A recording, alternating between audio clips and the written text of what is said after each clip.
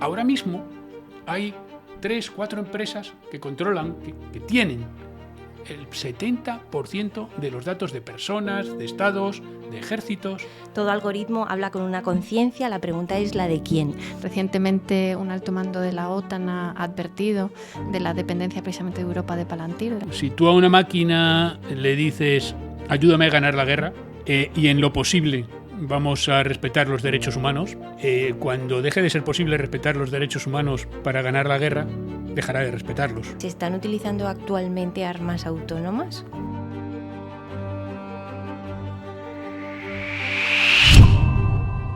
Hoy está con nosotros Ángel Gómez de Ágreda, coronel del Ejército del Aire y del Espacio en la Reserva. A lo largo de una extensa carrera ha ocupado puestos como jefe de cooperación del Mando Conjunto de Ciberdefensa, analista de geopolítica en el Ministerio de Defensa y agregado de defensa en Corea del Sur y Japón. Es doctor en Ingeniería y ha dedicado su tesis doctoral a la ética de la inteligencia artificial. Tiene varios títulos publicados, como Mundo Orwell, Inteligencia Artificial y Defensa, con Enrique Martín Romero, y su obra más reciente es Un mundo falaz, el nuevo orden global en la era de los algoritmos y la manipulación, que presentará en la Feria del Libro de este año. Ángel, bienvenido.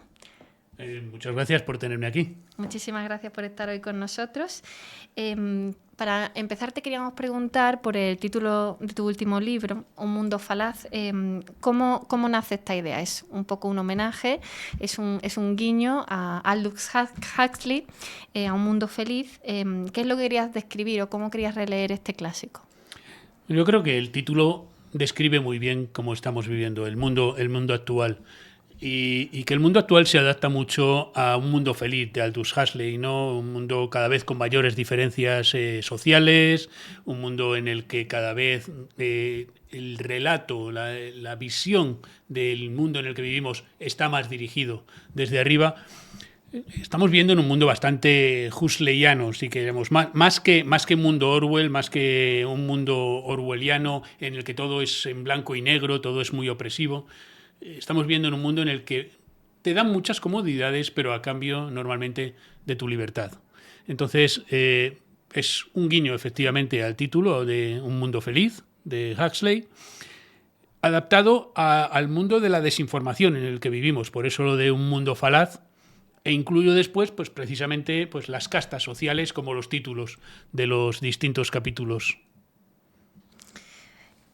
Comentas, por ejemplo, que hemos pasado de la posverdad a la posrealidad. ¿En qué momento nos encontramos entonces ahora? O sea, si ya habíamos un poco asumido que estábamos en el mundo de la posverdad, en la inteligencia artificial, que es una aceleradora de tendencias, ¿nos lleva a otra fase?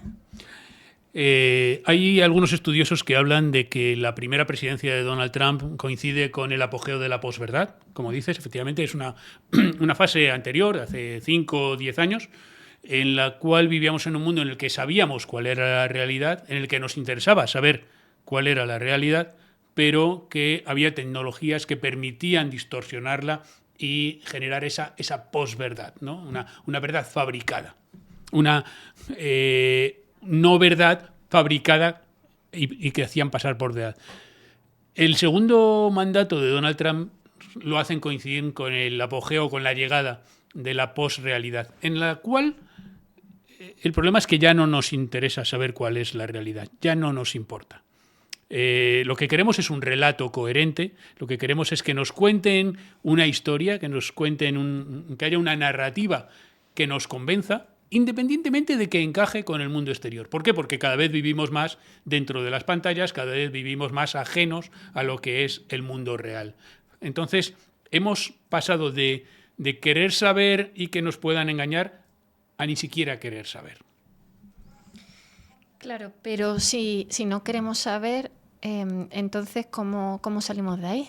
Es complicado. Tenemos que hacer mucho énfasis no en la tecnología, no en una tecnología que nos permita volver a querer saber, sino volver a hacer mucho énfasis en la educación, volver a hacer mucho énfasis en las facetas más humanas de las personas, ¿no? No vamos a contrarrestar los efectos de la inteligencia artificial y de la tecnología digital con otra tecnología. No, lo que vamos a tener que hacer es aumentar las capacidades propias del ser humano para no tener que recurrir, para que no tengamos la tendencia a recurrir a la tecnología. Lo suelo describir como hemos pasado de preguntarle a Google Maps cómo llegar a un sitio a preguntarle a Google Maps a qué sitio queremos llegar. Ese es el cambio entre utilizar una herramienta y que la herramienta te utilice a ti. Hemos pasado de utilizar Google Maps como una herramienta a que las recomendaciones, a que el mero hecho de tener que decidir sea un estorbo para nosotros y lo que nos interese sea que nos den la respuesta hecha. Efectivamente, en tu libro hablas precisamente de que la IA ya piensa por nosotros. Y esto enlaza con esta primera parte de la entrevista, que habla sobre que se va a centrar en la incertidumbre y la necesidad del relato. Bueno, Ángel, bienvenido también por mi parte. Hay varias reflexiones de tu libro que me gustaría detenerme un poco porque creo que, bueno, están en todos los debates de la inteligencia artificial. Y bueno, en el libro pues has colaborado con perfiles de distintas disciplinas y además luego has ampliado esas conversaciones en los vídeos que habéis y que estáis actualmente publicando en YouTube. Y en una conversación con la doctora Loreto Barrios hubo una idea que me pareció muy interesante, que hablabais de cómo la inteligencia artificial, un poco en la línea de lo que estabas comentando ahora, ofrece experiencias o una especie de relación sin fricción, es decir, sin incomodidades. Exacto. Y aunque bueno, no es exactamente lo mismo, pero sí que va en la línea, me hizo pensar en el concepto también de fricción de Kayla Scanlon, que es entendido como ese esfuerzo necesario para contrastar, comprender y elaborar una idea. Y bueno, como tú bien comentas en el libro, los modelos de lenguaje pues funcionan como un lubricante del pensamiento. Y bueno, muchos de esos efectos ya son conocidos, que hay gente que desarrolla vínculos sentimentales, que son sustitutos emocionales, que además es muy complaciente, entonces es como aprovechan esa necesidad de validación constante. Entonces, o sea, se puede hacer un estudio de lo que va a pasar a largo plazo, o sea, se puede intuir por lo menos lo que va a pasar a largo plazo. Mi pregunta es, ¿crees que existe interés en limitar ciertos efectos de estas tecnologías o en el fondo pues son demasiado útiles a nivel económico, político o social como para frenarlos de verdad? Porque conocer los efectos se están empezando a ver actualmente. Sí, los estamos viendo todos los días y los describe también en la encíclica el Papa, en la encíclica que acaba de salir. El concepto de fricción de Kayla Scanlon, por ejemplo, aparece también en Clausewitz cuando habla de la guerra. Dice, en realidad, la vida es una lucha y es un superar obstáculos. El hecho de que lubriquen esos obstáculos para que no lo sean nos coloca en una superficie como una pista de hielo en la cual efectivamente una vez que tienes cogida la carrerilla no te para nada. Claro. Pero para conseguir girar o para conseguir acelerar necesitas generar una fricción. Es decir, la única forma de avanzar realmente es a base de un esfuerzo. Y ese esfuerzo tiene que ser porque haya una fricción, porque haya algún obstáculo que tienes que superar. ¿Cuál es el problema? Y lo describía ya en Mundo Orwell. En el equilibrio es entre seguridad y libertad, que siempre se ha descrito como una balanza, ¿no? Ahora mismo tenemos menos libertad y menos seguridad. Lo que tenemos es más comodidad. Es decir, hemos cambiado nuestra libertad, hemos cambiado nuestra autonomía, nuestra agencia como humanos, la hemos cambiado por comodidad. Es decir, por falta de fricción. Si no hay diferencia de potencial, si no hay diferencia de potencial, no hay energía, salvo que des pedales. Es decir, o creas desigualdades o te toca hacer un esfuerzo. ¿Qué se ha elegido? Crear esas desigualdades, exacerbarlas, y estamos en un mundo en el que ahora mismo, leía hace un rato, el 0,0002% de los estadounidenses tienen una fortuna de más de 1 billón, o sea, aproximadamente como el Producto Interior Bruto de España. Wow. Y estamos hablando de una 2/10 de la población. Es decir, se ha concentrado mucho la riqueza y por lo tanto se han generado muchas desigualdades. ¿Qué está pasando con la industria? Sobre todo con la industria digital. Estamos ahora viendo empresas Nvidia. Nvidia valía, su valor bursátil era el valor del Producto Interior Bruto de Francia, España y Portugal el año pasado. Esto han dejado de ser empresas manejables, han dejado de ser empresas subordinadas a los estados. Con lo cual, estamos cambiando, esa falta de fricción nos cambia la forma entera de entender el mundo. Es que es lo que intento describir. Más allá de los efectos psicológicos, de los efectos de los que hablaba con la doctora Barrios en el podcast y de los que habla ella en su colaboración, más allá de los efectos personales, hay unos efectos sociales también que son muy importantes. Si me permites, el libro cuenta con 16 colaboraciones, efectivamente, como decías, de 16 grandísimas personalidades. De todos los ámbitos, hay filósofos, hay psicólogos, hay diplomáticos, hay militares, hay periodistas, hay un poco de todo, hay economistas y además de todos los ámbitos políticos. Lo que pretende el libro no es dar soluciones, es plantear muchas preguntas, que me parece que es lo realmente complicado, lo cual lo puede hacer incómodo. Entonces, si estás en la tendencia general de que la vida te sea lo más cómoda posible, el libro no es para ti, es para aquellos que realmente quieren tener su propia personalidad, desarrollarla en base a unos fundamentos sólidos. Sí, la verdad es que estoy muy de acuerdo con lo que dices de mirar la IA con los 16 colaboradores que has dicho, un poco desde muchos prismas. Bueno, otra cuestión es que hablas de cómo en Occidente tendemos a tolerar peor lo que es la incertidumbre y que al final, justo lo que estás diciendo, creer es más cómodo que dudar.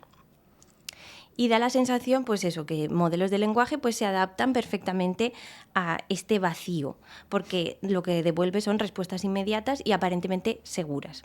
Mientras que en algunas otras culturas, como la de Oriente, ese vacío se relaciona pues como con el Tao y con la idea de que ese espacio es un espacio fértil que da lugar a una creación.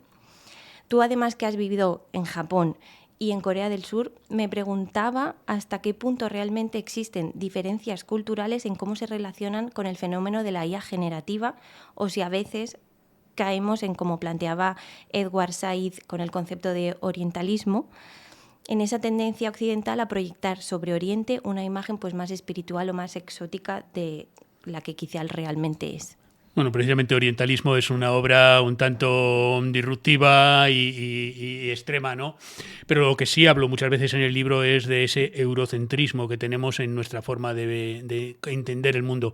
Pero no solamente con respecto a Oriente, con respecto a África, también con respecto a cualquier cultura que no sea la nuestra. Y llama mucho la atención cuando vas a Corea, por ejemplo, y ves que hay rechazo racial frente a una señora rubia de Alemania, y dices, pero ¿cómo se puede ser racista con los rubios? Pues perfectamente, claro. A ver, al final somos 500 millones de personas en una esquinita del continente eurasiático.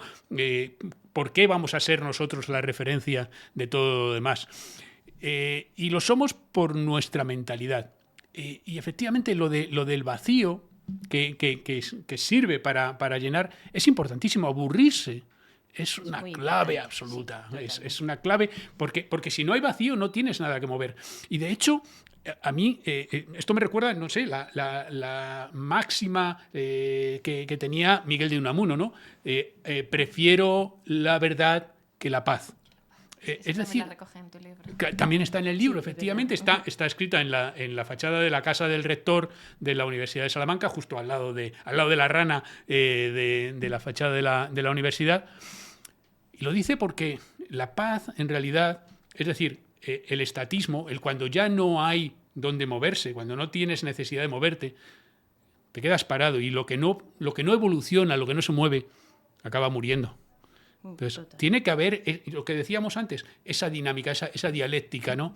Y eso lo entienden muy bien en otras culturas. En África son capaces, o en Asia, son capaces de colocarse en cuclillas en esa postura que los europeos somos incapaces de adoptar y pasarse así horas con la idea de que mientras no estén haciendo nada, no está pasando el tiempo. No están perdiendo el tiempo porque no están haciendo nada improductivo. No están, ni productivo tampoco, pero no están haciendo nada. Entonces es como si el tiempo no pasase. Pero generan ese vacío y esa paz interior que les permite avanzar como personas. Eso en Occidente lo hemos perdido. ¿Cuánta gente, ahora mismo ya ni en Occidente ni en Oriente, es capaz de sentarse en el metro o quedarse de pie la mayor parte de las veces y según entra no sacar el teléfono móvil para comprobar qué es lo que ha pasado o para empezar a ver vídeos o cualquier cosa? Somos incapaces de generar ese vacío. Sí, de estar, ¿no? De simplemente estar. De simplemente estar, Eso efectivamente. es. De simplemente estar.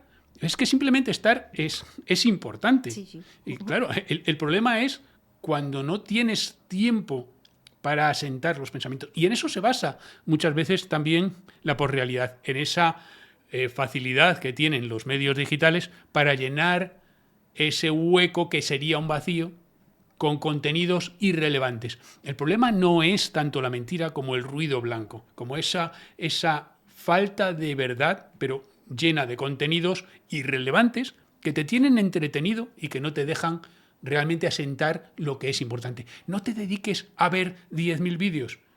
Ve uno y piensa sobre él y reflexiona y ve, saca alguna enseñanza, pero sácala tú, con tu esfuerzo, porque eso es lo que te hace crecer, no el ver muchos vídeos, que simplemente lo que hacen es tenerte entretenido. Y entonces la inteligencia artificial es un instrumento más para acelerar este adormecimiento cultural. La inteligencia artificial lo que permite es elevar a otro nivel lo que ha ocurrido siempre. Es decir, antes nos tenían entretenidos en serie. Claro. A mí me decían, bueno, si necesitamos difundir esto, pues recurriremos a lo de siempre, a Disney. Pues ya está. Pues, y Disney tenía, mi generación, crecimos con los valores de las películas clásicas de Disney. Y todo lo que pensábamos sobre el mundo, o muchas cosas de las que pensábamos del mundo, de valores, estaban anclados en una narrativa que nos había venido dada para todos. ¿Qué es lo que te permite la inteligencia artificial? Personalizar para cada uno de nosotros, en función de los muchísimos datos, de eso sabes mucho más que yo, que tienen de nosotros, Claro. personalizar ese mensaje. De tal manera que es muchísimo más eficiente. Es que ahora mismo hay 3, 4 empresas que controlan, que tienen el 70% de los datos de personas, de estados, de ejércitos. Con esa información y con la capacidad de cómputo que tienen ya para sacar conclusiones de esos datos, somos absolutamente transparentes para ellos. Si no hay fricción, si no hay donde esconderse, si no hay nada que ocultar, eres una marioneta. Y eso es en lo que nos están convirtiendo.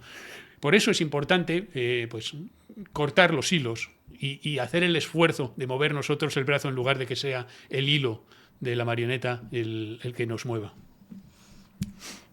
En una parte de tu libro, cuando hablas de riesgos y amenazas, transcribes parte del discurso de Geoffrey Hinton, uno de los llamados padrinos de la inteligencia artificial tras recibir el Nobel. Y me llamó mucho la atención que una de las personas que más ha contribuido al desarrollo de esta tecnología esté alertando precisamente sobre la posibilidad de perder el control sobre sistemas cada vez más autónomos. Cuando escuchamos este tipo de discursos parece que hablamos casi como con una entidad con voluntad propia, pero al mismo tiempo pues siguen siendo sistemas matemáticos sin conciencia ni intencionalidad real por sí mismos. ¿Hasta qué punto crees que ese riesgo de pérdida de control de sistemas autónomos que hagan lo que ellos quieran es realmente plausible o dónde estaría exactamente el peligro? Porque claro, yo como matemática sí que es verdad que también hay otra frase en el libro que me gustó muchísimo, que es: todo algoritmo habla con una conciencia, la pregunta es la de quién. Sí, pero esa no es mía.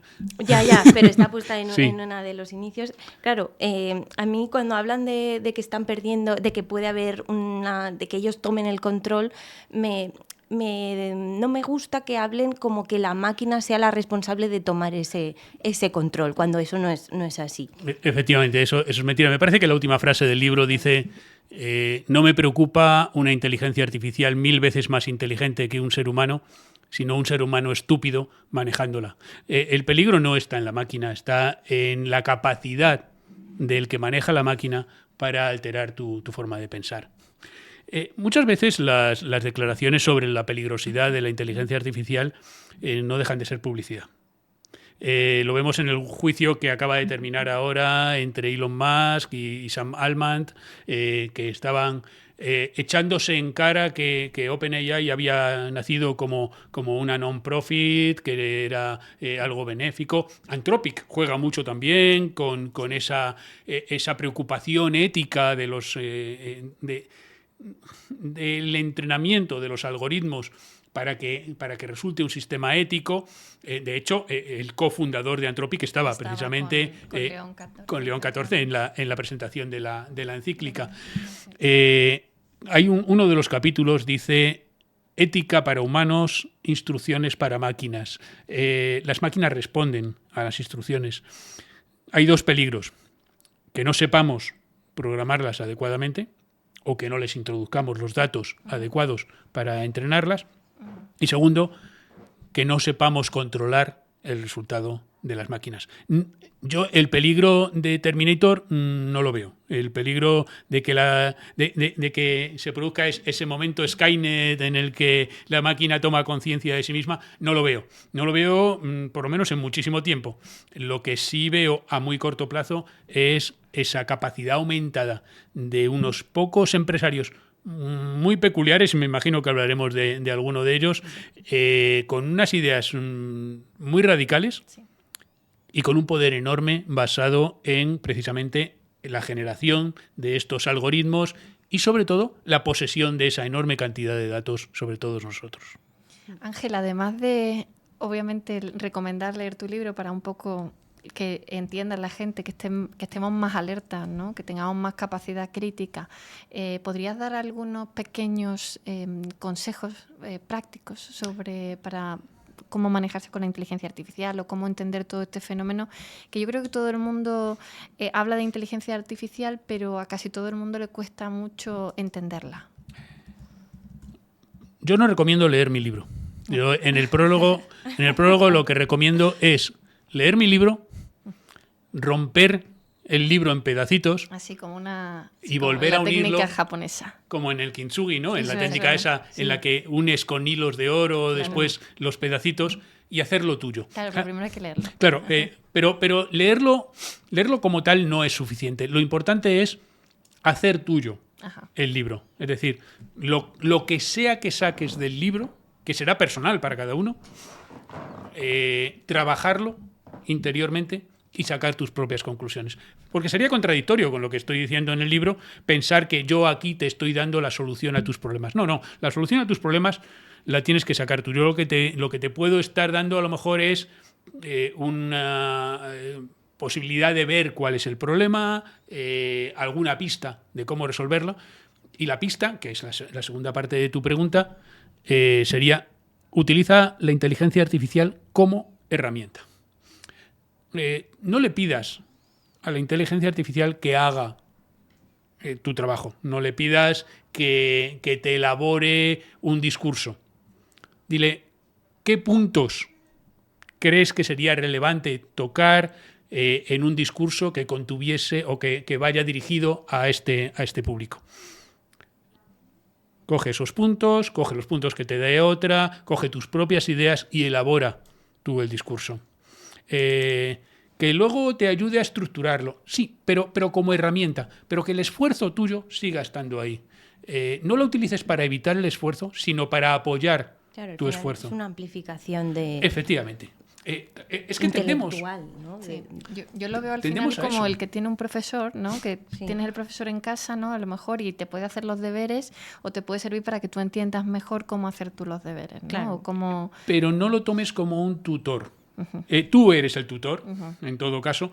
No puede estar dirigiendo tu trabajo. No, claro. Tú tienes que decirle, yo quiero que me apoyes en encontrar esta parte de mi trabajo para unirla. Para un diálogo socrático, le llamo yo, un poco que planteas preguntas y te ayuda a afinar cosas, ¿no? Pensando que no es un diálogo entre iguales.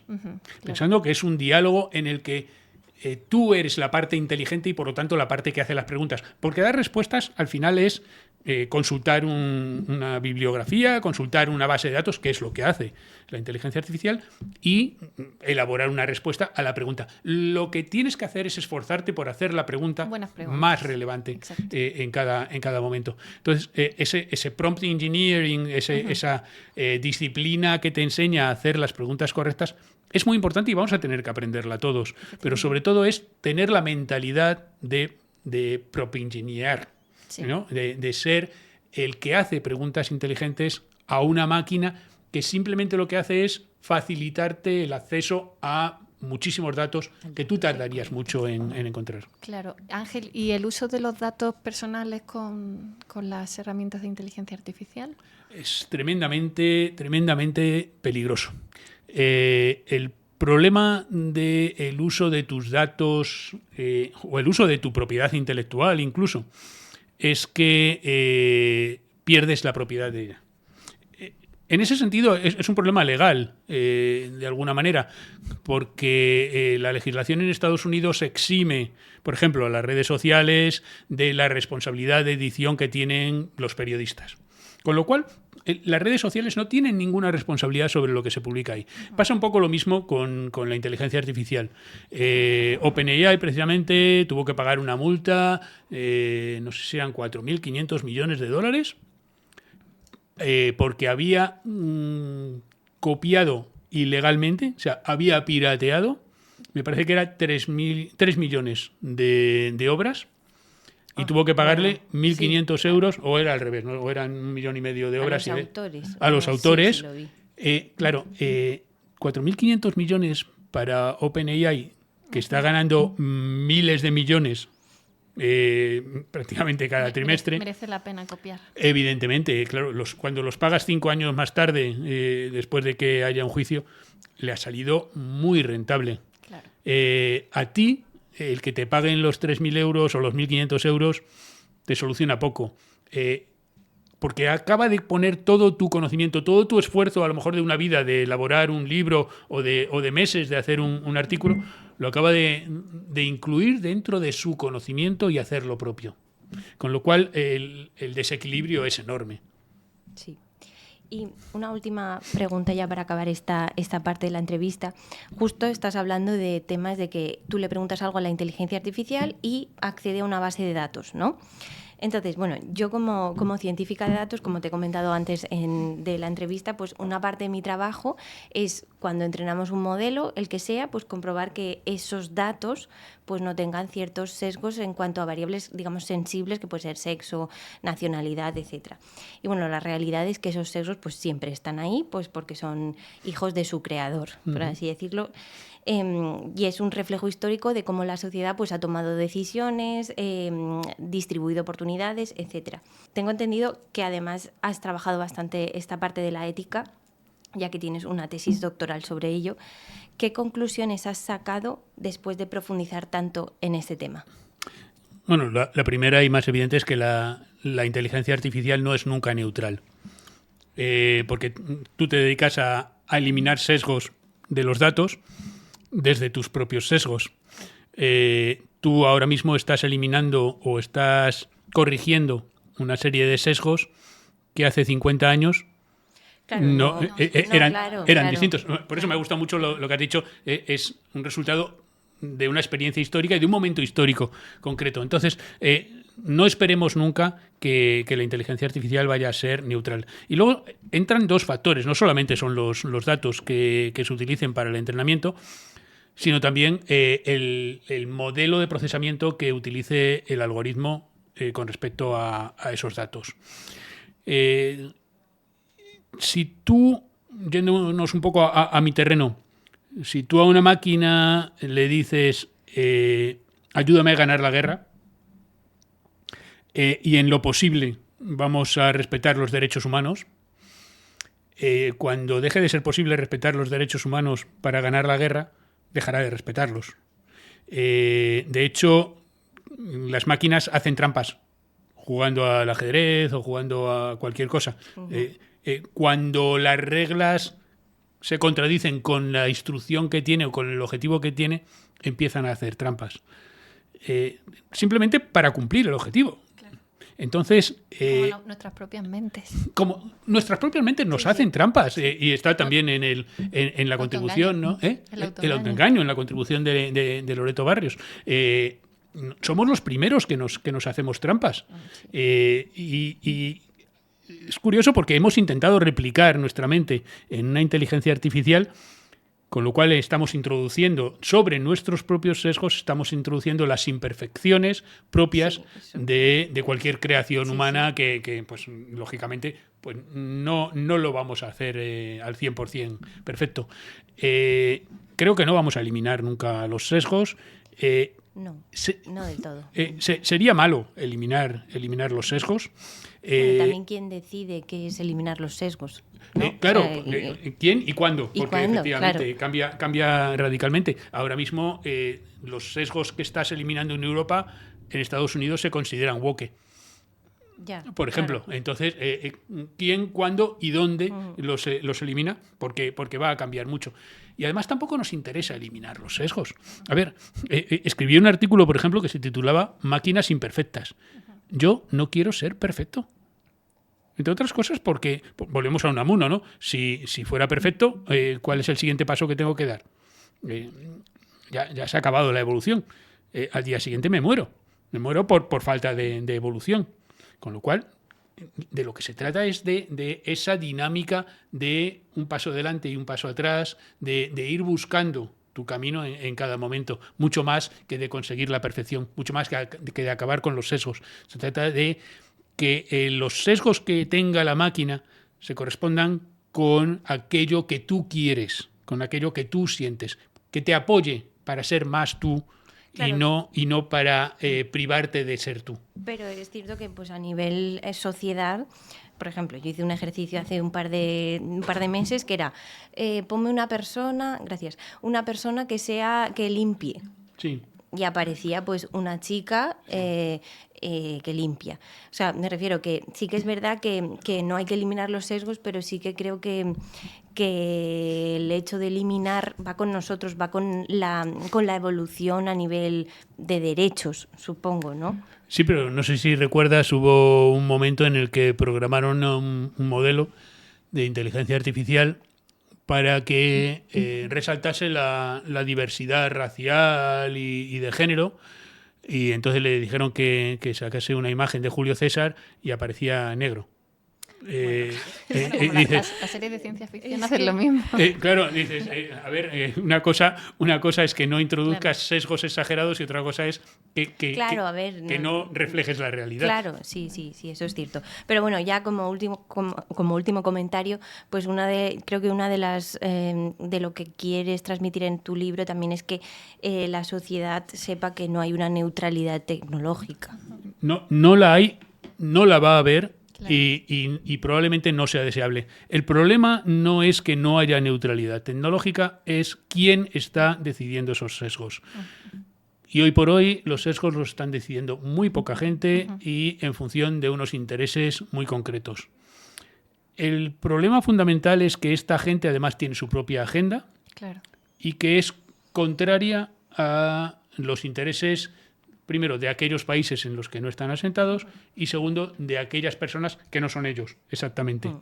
Eso tenemos que tenerlo claro. Y tenemos que tenerlo claro a la hora de extraer resultados de la inteligencia artificial, a la hora de interpretar lo que te dice y a la hora de darle datos a la inteligencia artificial.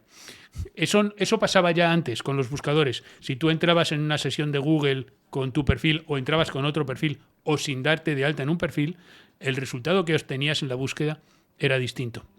El orden de los resultados era distinto, pero los resultados al final, aunque fuera en la página 100, acababan siendo iguales. ¿Cuál es el problema?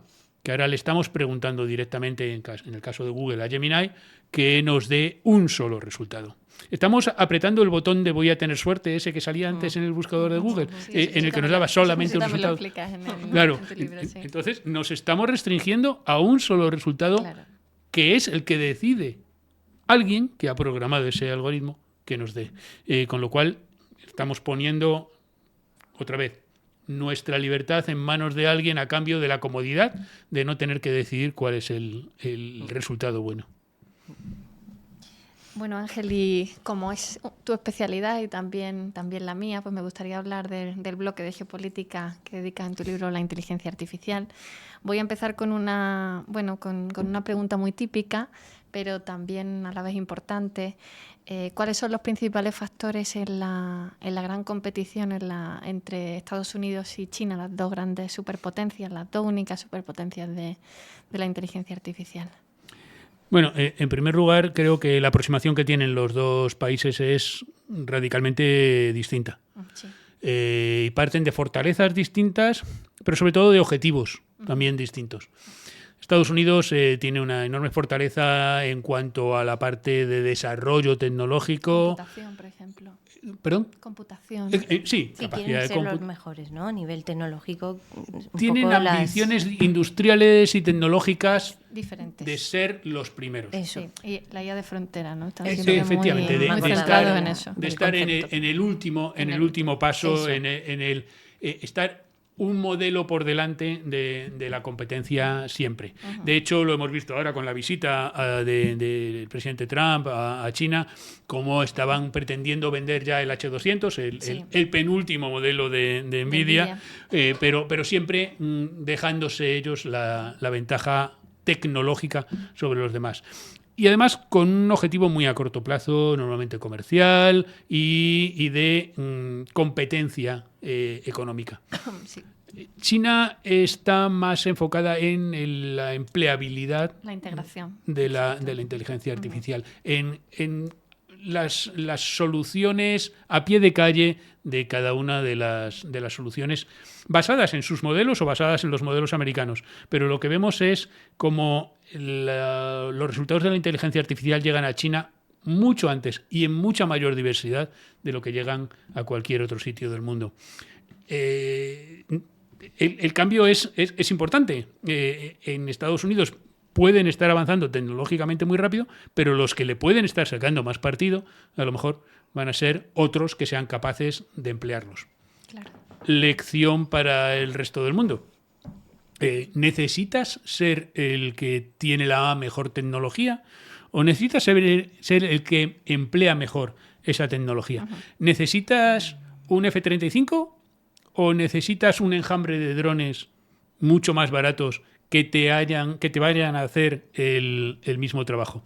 Entonces es el buscar otra vez la forma de emplear la herramienta más que el desarrollo de la mejor herramienta, que muchas veces no es necesaria.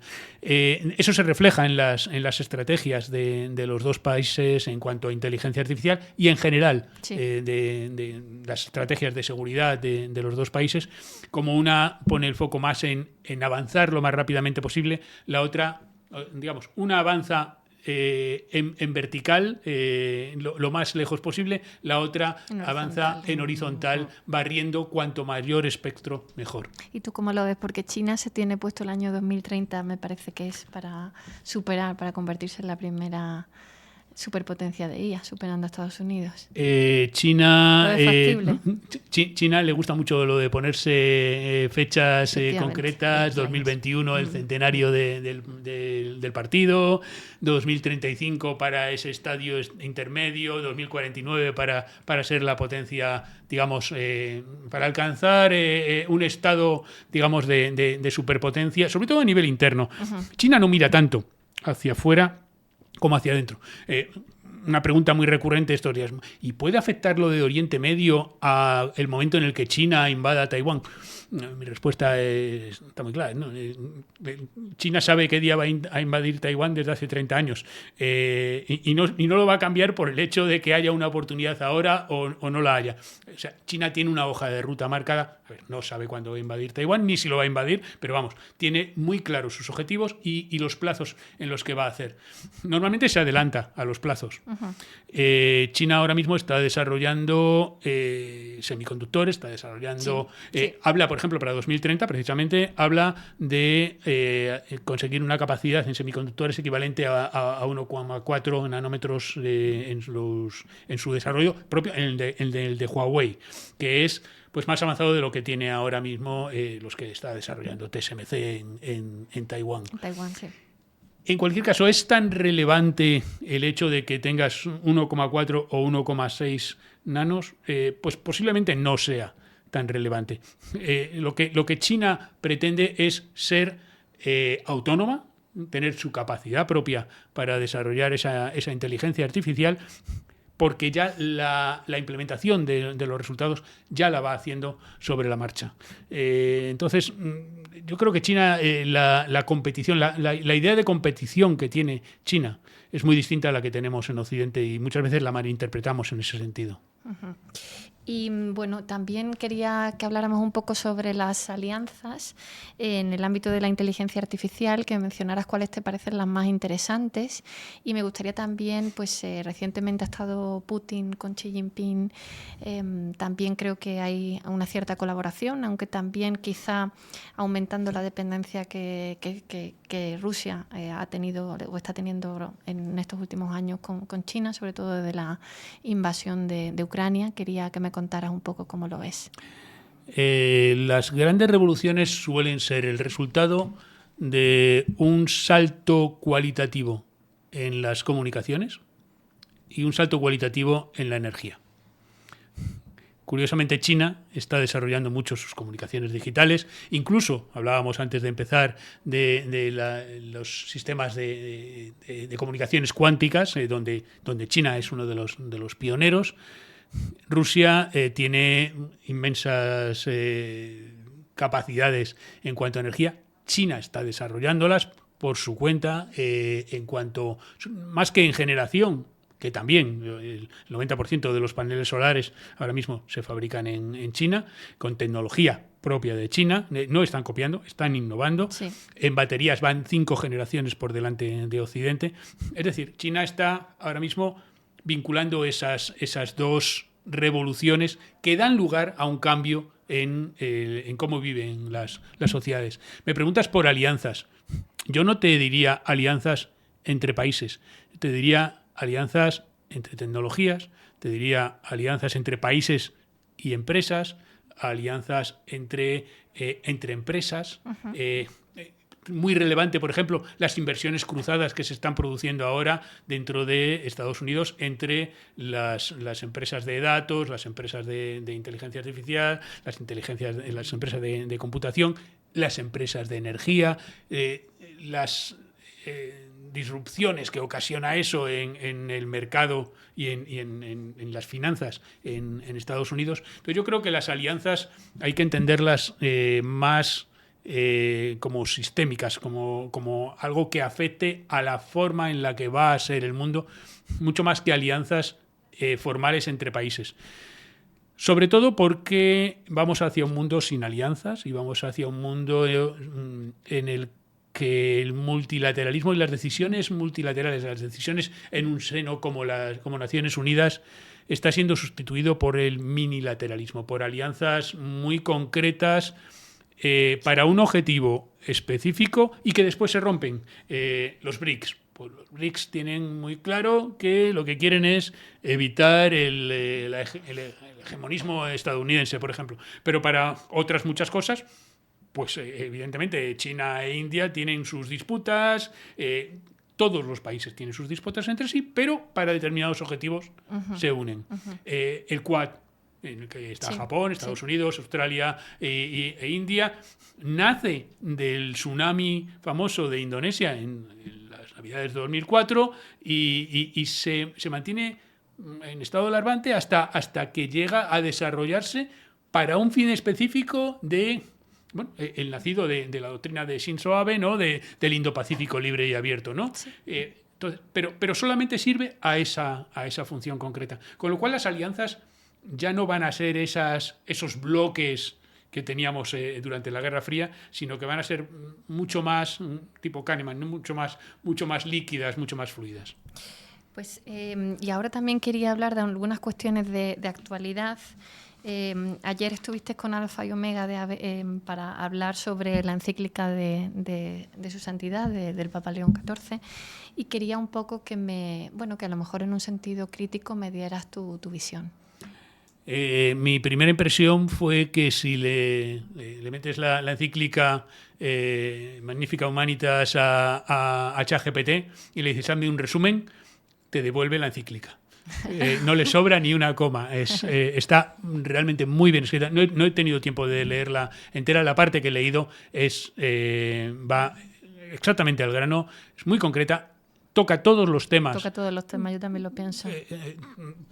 Además es que necesita tocarlos. Me preguntaban ayer, bueno, ¿tiene que estar la guerra justa? ¿Tiene que estar la parte militar? Yo creo que sí, sobre todo en el momento en que estamos. Es que es fundamental, porque claro, en el momento que te dejas fuera una parte de la realidad, estás distorsionando el resto, pierde apoyos, ¿no? Ahora todo está relacionado entre sí, y si lo que quieres es llegar a la verdad, tienes que verlo desde todos los puntos de vista. Una de las grandes ventajas de haber vivido en Corea, en Japón, de vivir ahora en Qatar, de haber vivido en Estados Unidos, es que yo tengo de alguna manera un ojo en Europa y otro en Asia y otro en América, y tengo una visión en 3D, tengo suficiente separación entre los ojos para tener una visión estereoscópica y ver en 3 dimensiones. Mientras que lo que hablábamos antes del eurocentrismo, ¿no? Si solamente tienes el punto de vista europeo, acabas viendo en 2 dimensiones y muchas veces no se parece en nada a la realidad a la que hay detrás. Yo creo que la encíclica hay que leerla muy despacio. El principal problema, por ponerle alguna crítica que le veo, es que apunta muy bien los problemas. Sí. Las soluciones son muy complejas y muy difíciles de que vayamos a poder conseguirlas. Bueno, yo creo que es más bien para abrir un debate. Sí, que era muy necesario. De alguna manera, la encíclica en la que se basa, la Rerum Novarum, por ejemplo, tampoco solucionaba los problemas, sino que los ponía sobre la mesa. Volvemos a lo de antes. Hacer las preguntas es la parte inteligente. Esta encíclica pone las preguntas encima de la mesa. Estaban ya encima de la mesa, sí, pero de forma dispersa. Esta ha conseguido poner todos los problemas relacionados con la inteligencia artificial en este momento en un solo documento para abrir el debate. Sí, además una autoridad moral. Bueno, relacionado con esto, pues quería también preguntarte sobre la representación de Anthropic, precisamente también en la propia presentación de la encíclica.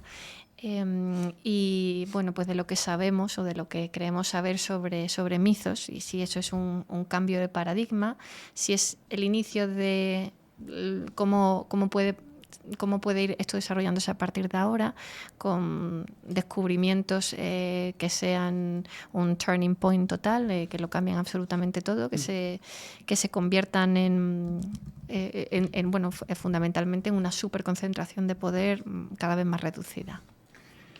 La presencia del cofundador de Anthropic en la presentación de la encíclica es una apuesta de riesgo, evidentemente, porque se puede ver como un apoyo de la Iglesia. Un apoyo, efectivamente, muy explícito a un modelo concreto, a una empresa concreta. Por otro lado, señala cercanía con la industria. O sea, sé lo que está pasando, conozco a la gente, he hablado con ellos, están aquí para explicarnos su modelo. Y hay por lo menos unos fundamentos éticos a tener en cuenta.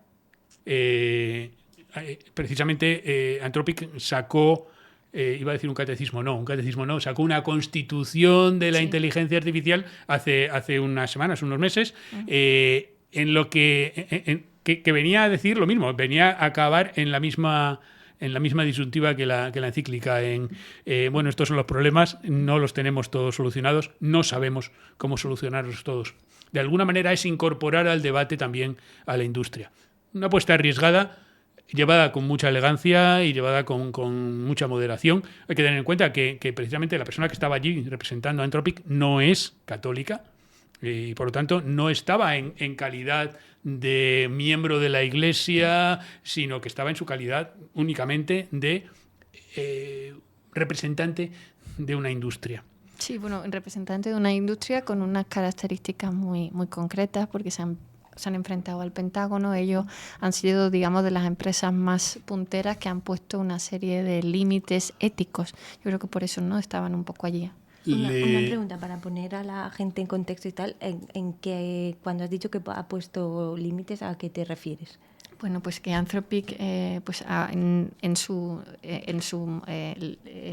Claude, o sea, en su modelo de lenguaje, no quiere que el Pentágono lo utilice, por ejemplo, en la guerra, o en cualquier otro. Hay dos limitaciones, si me permites. La vigilancia masiva de los americanos, solamente de los estadounidenses. Y por otro lado, en el manejo de las armas autónomas, completamente autónomas. Efectivamente. Eso, por un lado, efectivamente le ha puesto en riesgo en sus contratos con la administración de Estados Unidos. Por otro lado, le ha hecho subir muchísimo en bolsa y le ha generado muchísimos contratos fuera de Estados Unidos y dentro de Estados Unidos, fuera de la administración. ¿Hasta qué punto es cierto o no? El caso es que Claude se sigue utilizando ahora mismo, se está utilizando en la guerra de Irán. Sí, se está utilizando en la guerra de Irán. Se ha estado y se sigue utilizando ahora mismo, junto con otros sistemas. Efectivamente. Con lo cual, había un plazo de 6 meses en cualquier caso, pero habrá que ver en qué se materializa eso. Sí. Pero una pregunta que yo no tengo mucha idea de geopolítica. ¿Se están utilizando actualmente armas autónomas? Sí.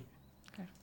Sí, se están utilizando y lo más grave no es que se estén utilizando las armas autónomas las que matan, sino las que dicen a quién matar. O sea, el problema no es tanto que tú tengas un arma que de forma autónoma pueda ir a matar, como que tú tengas un sistema de inteligencia que decida a quién matar, cuándo, cómo y dónde. Sí. Y ese es el grave problema que estamos teniendo. Y el valor que se le dé a la vida humana y a la dignidad humana dentro de ese proceso. El problema no es apretar el gatillo. Es decir, lo dice James Bond en una película, en Skyfall me parece que es, dice... necesitaremos a alguien que apriete el gatillo, dice, o no apretarlo. Es muy difícil saberlo cuando estás en la cama en pijama con el ordenador encima de las piernas. Tienes que estar sobre el terreno. Entonces, es la decisión lo que es realmente importante. Y preguntaba sobre mitos, preguntaba sobre el modelo Mitos es por poner un poco de contexto, aparentemente es un modelo que es capaz de encontrar miles de vulnerabilidades en los sistemas informáticos de forma casi instantánea, muy rápidamente, con lo cual todos los sistemas informáticos del mundo serían muy vulnerables claro. Frente a a los 10 minutos o a los 2 días, OpenAI sacó también su propio sistema Cyber que también decía que tenía esta capacidad.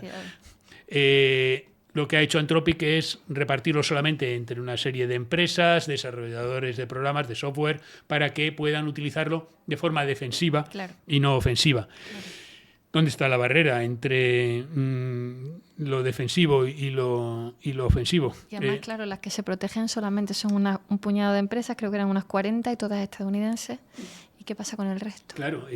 Con los estados, el resto me voy a vacunar yo y después suelto el virus y yo no he infectado a nadie, pero yo no me he infectado. O sea, yo claro. no he ido contra nadie, pero todos los que no tienen mi sistema están infectados. Sí.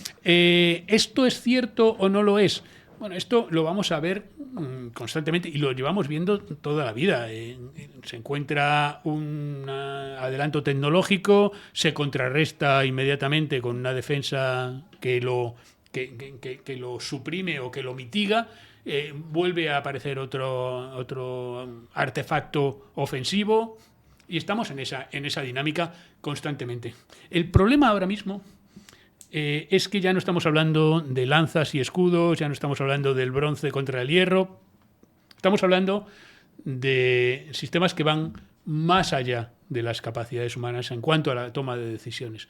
Estamos hablando de que ahora mismo la encíclica, por ejemplo, habla de la necesidad de que haya una explicabilidad en los procesos de los algoritmos. Claro. Lo cual está muy bien. Pero posible. Lo primero, es posible y lo segundo, es práctico. Claro. ¿Cuántas decisiones que tardamos 3 meses en saber? Es que se retardaría todo mucho, eso no interesa tampoco. No, claro, pero es que lo que está ocurriendo es tomamos la acción que nos dice la IA y después tiramos de trazabilidad, vemos qué ha pasado y, pues mira, esta decisión estuvo mal tomada. Vale, sí, eso... cuando estás hablando de si pintas de blanco o de negro un coche, está bien. Pero cuando estás hablando de si matas a alguien o no lo matas, evidentemente 3 meses después no puedes decir, oye, perdona, que es que no tocaba matarte. Con lo cual, la trazabilidad o la explicabilidad pues tiene unos efectos limitados. Y si esperas esos 3 meses a saber si la decisión estaba bien tomada, pues para eso no hagas uso de la inteligencia artificial y decídelo tú directamente, ¿no? O sea, si eres tú capaz de comprenderlo... O antes de sacar un modelo e implantarlo en algún sitio, eso es justo lo que ha hecho Anthropic, frenarlo, ¿no? O sea... Claro, y lo que pretendía hacer Estados Unidos, que ha dado marcha atrás, que decía que los modelos nuevos que surgieran, que la administración iba a auditarlos antes de... Claro, pero eso es como lo pruebo yo primero a ver si están... para yo protegerme, si luego ya, si son muy buenos ya me los quedo y luego si no... Y luego además, claro, eso en la sociedad americana encaja fatal. Que se elimine la libertad de mercado, se limite en cuanto a plazos, encaja fatal. Claro. Entonces, el problema de que nos encontramos ahora mismo es que los países que están avanzando más rápidamente son aquellos que tienen o mayor libertad para las empresas para hacerlo con muy pocas restricciones. Como Estados Unidos. Como, por ejemplo, lo has dicho tú, no yo, o aquellos en los que los intereses del Estado y de las empresas están muy alineados, que también como sería... el caso de China. Como es el caso ahora de China, pero crecientemente también de Estados Unidos, ¿no? Sí. Entonces, aquellos países en los que se pretende avanzar al ritmo que sea comprensible para la inteligencia humana, lógicamente nos vamos quedando atrás hasta cierto punto. El equilibrio entre la protección de tus valores y la protección de tus intereses es muy delicado. Normalmente tienes que ceder una parte de valores o una parte de intereses. Si el otro cede menos intereses, posiblemente va a coger suficiente fuerza como para privarte de tus intereses y seguramente de tus valores inmediatamente. Dicho lo cual, no me creo la carrera hacia la inteligencia artificial general, no me creo la solución última. La superinteligencia. La superinteligencia. No me lo creo, porque cuando sea 1000 veces más inteligente que un ser humano, pues se podrá ser 10.000 veces más inteligente. Con lo cual, esto es, al fin y al cabo, una operación de marketing para que inviertas en un determinado modelo, en una carrera que no tiene fin. Que no tiene fin, claro. Bueno, y se nos van a quedar muchas preguntas, pero ya para ir terminando te quería brevemente, que no puedo dejar de hacer referencia al manifiesto de Palantir, un poco a la figura que hay detrás. Antes hablabas de una agenda, ¿no?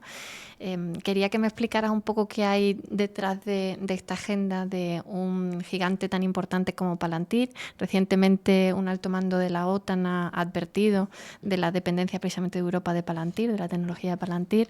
¿Nos puedes un poco contar qué sería esta agenda y cómo ves a este tipo de figuras?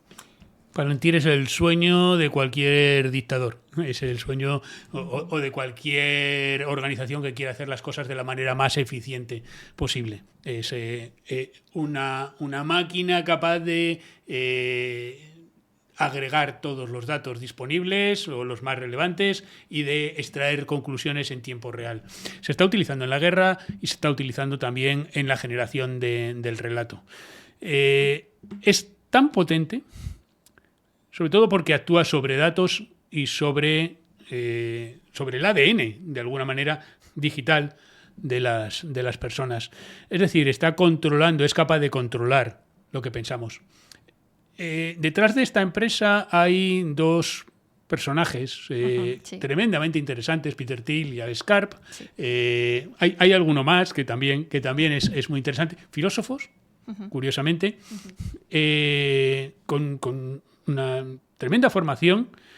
Determinismo tecnológico. Y que lo que buscan precisamente es eso, es repúblicas tecnocráticas. Como el libro. Oligárquicas. Volvemos a esas distopías que creíamos que eran imposibles y que ahora se están reclamando. Se está reclamando el gobierno de los mejores, de los más dotados tecnológicamente, la separación clara de poderes, un mundo falaz. Están ofreciéndonos un mundo falaz. Más que ofreciéndonos, están amenazándonos con un mundo falaz. Nos están diciendo que ellos tienen que ser los que dominan, que la geografía es irrelevante, que la geografía política también lo es, que no son los países, que ellos quieren el dominio mundial porque sus datos son de todo el mundo, sus redes llegan a todo el mundo y por lo tanto tienen acceso a controlar lo que pensamos todos. ¿Por ellos hablamos solo de Palantir? No, hablamos de algunas empresas más. Decimos antes los hiperescaladores, ¿no? Las grandes empresas que tienen los datos, las grandes empresas que pueden sacar conclusiones. Palantir sería una de ellas. Las grandes empresas de inteligencia artificial. Hay un consenso entre algunos de estos magnates de la tecnología que pretenden implantar esta dictadura o esta oligarquía de los tecnócratas. Yo digo, el peligro no es el mismo que teníamos con la Compañía Británica de Indias o con la Compañía Holandesa de Indias, que controlaban grandes territorios y que eran como estados dentro de un estado. No, el problema aquí no es que controlen los recursos, es que controlan los datos y, por lo tanto, de alguna manera nos controlan a nosotros. Sí, totalmente. Bueno, me encantaría seguir escuchándolos porque me encanta escuchar a gente hablando de geopolítica, pero bueno, no tenemos más tiempo y bueno, queríamos acabar el podcast con una frase que nos ha gustado mucho de tu libro, que además que creo que es como una sinergia entre lo que queremos transmitir nosotras con Blue Eye y bueno, también yo creo lo que también quieres transmitir tú, que es que, bueno, seguimos careciendo de suficientes formadores y divulgadores de estos temas, o no somos capaces de impulsar desde las instituciones que se les preste la atención requerida. Este libro, igual que Mundo Orwell, en su día aspira a aportar su granito de arena a esa tarea.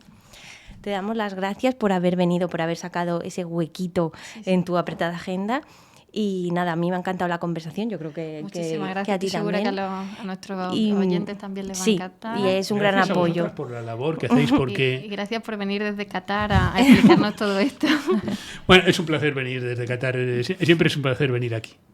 Y mucho más para estar con vosotras. Creo que la arena esta hay que mezclarla convenientemente, el granito de arena, y vosotras estáis haciendo precisamente esa labor de mezclarla para conseguir ese cemento que nos permita construir una sociedad más humana y más libre.